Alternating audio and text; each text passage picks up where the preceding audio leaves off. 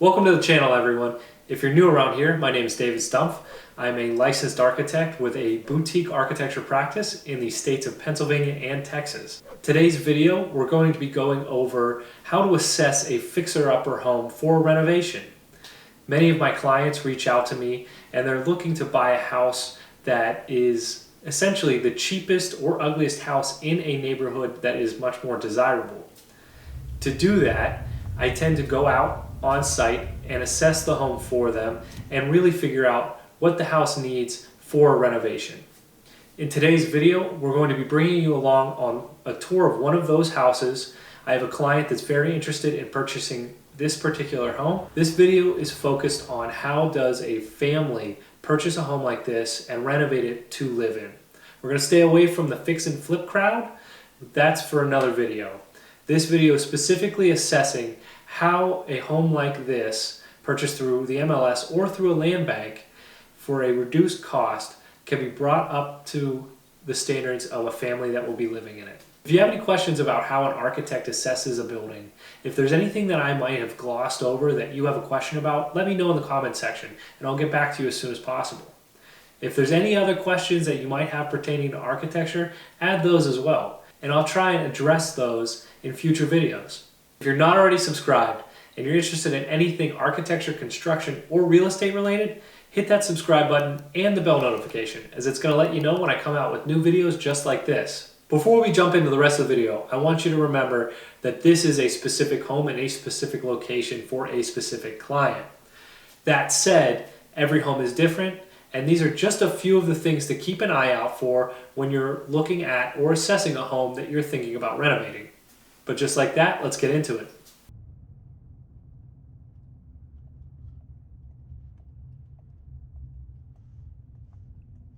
So there are a few things to note about this house from the exterior. One, it's all brick construction, and two, it's a ranch house.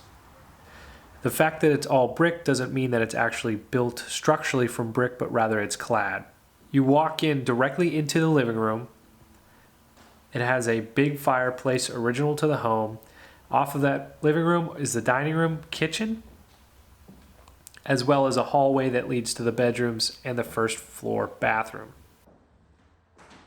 Heading into bedroom number one here, we're starting to see peeling at the ceilings and on the walls, as well as some damage to the windows. You can also see here that there is brick set up on that window ledge.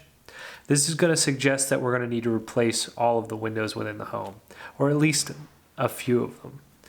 We're headed into bedroom number two, and here we're seeing baseboard heating. That's going to let us know that there hasn't been any updates to the heating and cooling system in the home.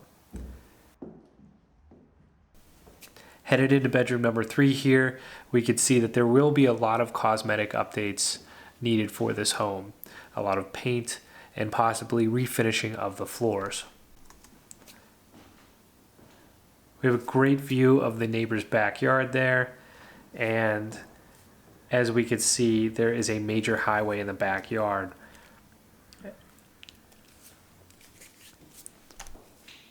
Heading back out into the hallway here, we're going to assess this bathroom. And as we could see, there are already holes in the walls. Looks like lighting needs to get replaced. There's a cool chandelier up there, but I don't know if our homeowners would want to keep that. We've got holes in the windows and exposed subfloor that was a little creaky, so I'm guessing that there's a lot of water damage in that area around the tub. Assessing the rest of the space, I'm assuming that this is going to have to be a full gut right away. We're not going to want to keep any of these fixtures, but we will want to create a bathroom that makes more sense for a modern family. So we'll probably end up relaying that out. Headed back into the dining room, not much to see there. The kitchen here, it's looking as if it had been never touched. It's probably original layout and original cabinetry, if I had to guess. The baseboards, again, we're seeing baseboard heating, so that would all have to get updated. We want to have a modern and energy efficient HVAC system. Looking into that basement stairwell, we can see there's a lot of moisture damage. There's a lot of paint peeling.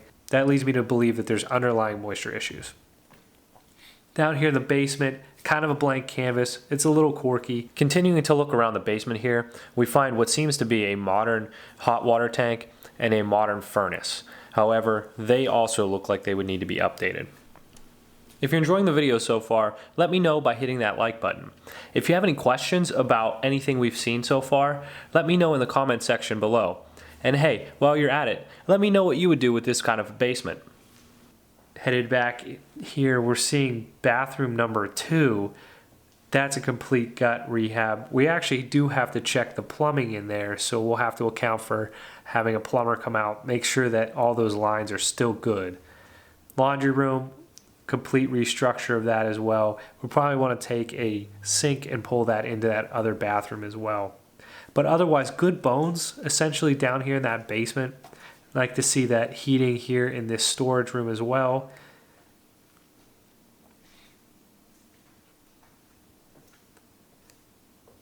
But again, we're seeing a lot of peeling, so that's associated to moisture damage.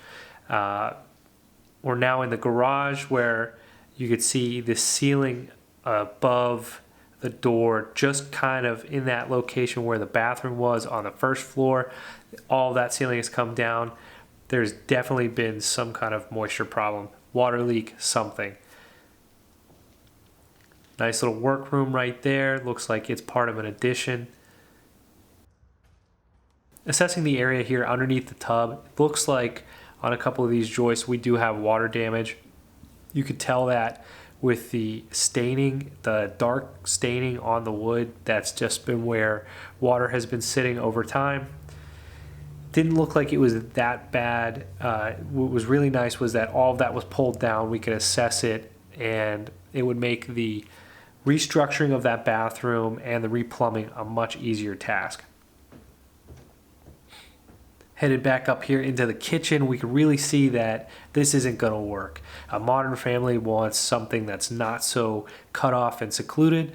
So what we would end up doing is gutting this completely, opening it up into the dining room for sure, and possibly even into that living room. But to maintain some flexibility, maybe we don't open it into the living room, but rather just the dining room.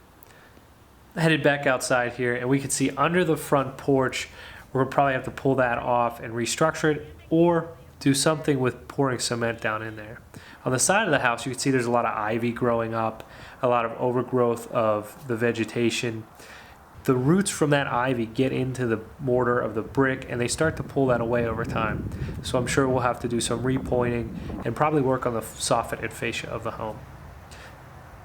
The garage door as well looks like it needs to be completely redone. Both the man door on the side of the home and the main garage door itself, they've just been deteriorating over time. Nobody's maintained them, and it's going to have to be replaced. Headed up to the rear deck of the home, I noticed there's a lot of ivy growing everywhere. You could see it's even growing up to the door. Probably hasn't been occupied for quite some time for that to happen. The realtor I met with had mentioned probably in the range of 5 years that this house had sat vacant. Assessing the brickwork, we're looking pretty good except for this corner here.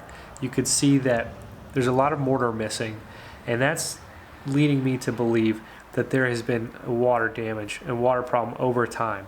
Mortar is actually designed to erode quicker than the brick itself, so that you don't end up having to replace the brick, just replace the mortar. But looking at this, it looks like there may be a problem with the roof line that was added to the house, this porch here, that roof line, and the original roof itself, because the only water damage I'm noting is in that corner. We'll have to have that assessed if my clients choose to buy this home.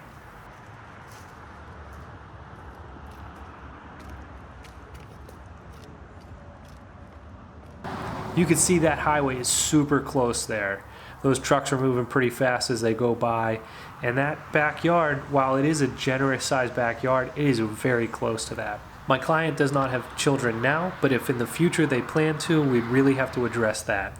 Privacy screening and a fence would be key. Headed back over to the house now, we want to assess how the other side of the house is, and it looks like all new windows are going to be needed in that basement level for privacy and security. You can see there's some issues with the soffit and fascia over the deck. Looking at the chimney itself, it looks like all of that brickwork needs to be repointed, and at the very top, almost restructured. It looks like some of that brick has been peeling away. Overall, I would say that this is a solid home. While it may be the ugliest home in the neighborhood, it has potential. Before we could even address the aesthetics of a renovation, we would need to address the bones of the home.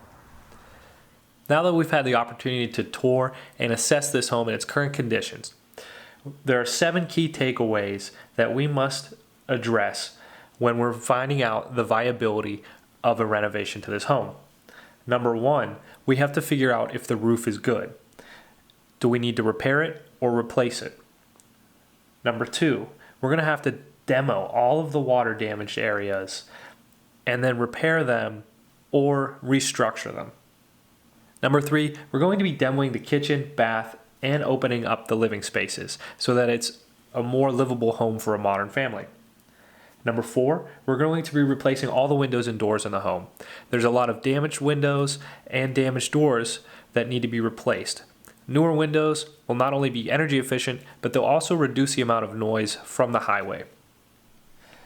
Number 5, we're going to be doing the actual renovation work to the home, updating the aesthetics, the kitchen, bathroom, heating, cooling, and plumbing, as well as addressing any electrical issues that may be present.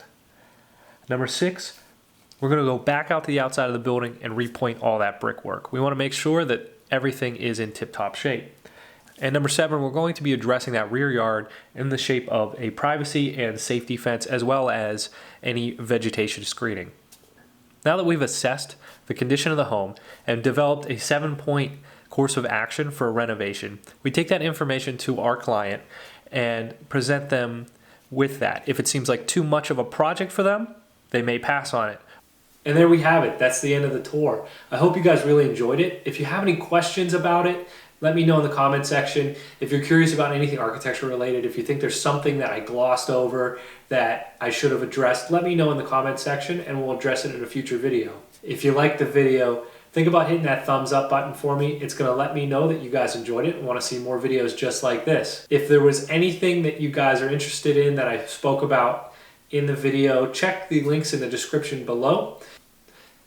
If you're interested in learning more about my practice of architecture or the projects I've worked on, I'll have my website linked in the description below. And until next time, keep building.